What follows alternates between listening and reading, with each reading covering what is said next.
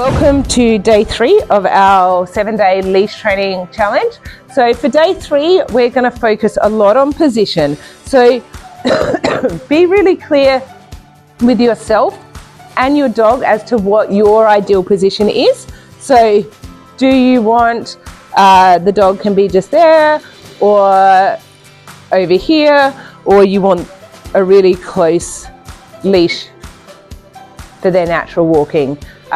Decide what side you want them on. Do you want them on your left or your right? Whichever side they are on, then you should use your leash in the other hand, so your hand closest to them is clear. Think about what that behavior is going to look like as a final. So if we want the dog on one side, then we're going to always reinforce. If you want the dog to proof it that they can do either side, that's okay too.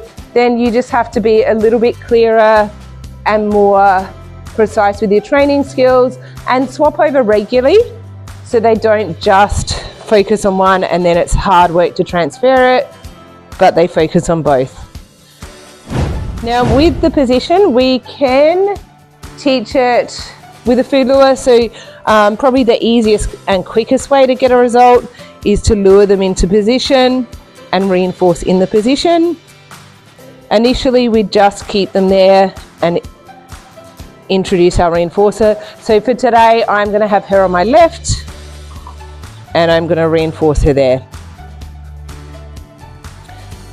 But a loose lead isn't a formal heel where they have to be touching your leg and right next to you. So you can be a little bit less strict with the position you reinforce and encourage. Now we don't add, you would have noticed I'm not adding a lot of words to my training, and ideally we don't want to add words until the dog knows the behaviours, until we've actually got them to repeat and process the behaviour several times, then we start adding the word.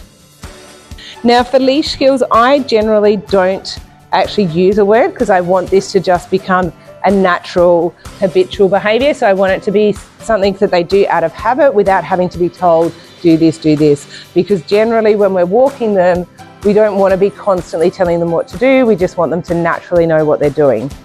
So starting that position, if you are using the food lure, just lure her into place. And when you get her in place, so lure, placement, yes, reinforce. As soon as possible, you want to remove the lure and make it a hand signal, yes, and then reward later. Make sure you're not just reinforcing when she's next to you sitting, yes, because we want her to stay, she needs to be standing to move when we start adding steps, yes.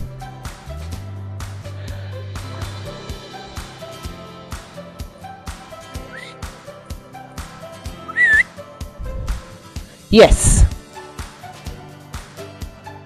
So you can see it very quickly, we can move to a hand signal, yes. If you don't really want to use a lure, the other technique I often use to get a good position is that stepping back that we did before, yes.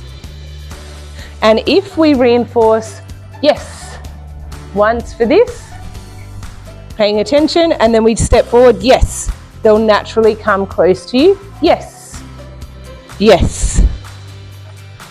So when we do this method, reinforce here, yes, then step forward, yes, and she should follow, just move her body naturally, yes, to be next to you, yes.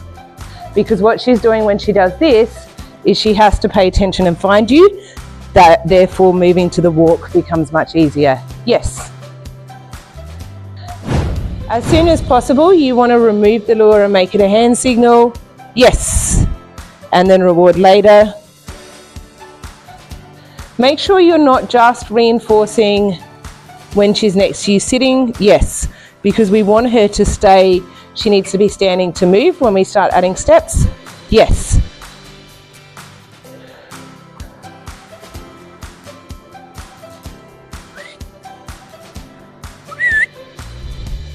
Yes. So you can see we've made a mistake. So when we make a mistake, just redirect yes to the right behaviour.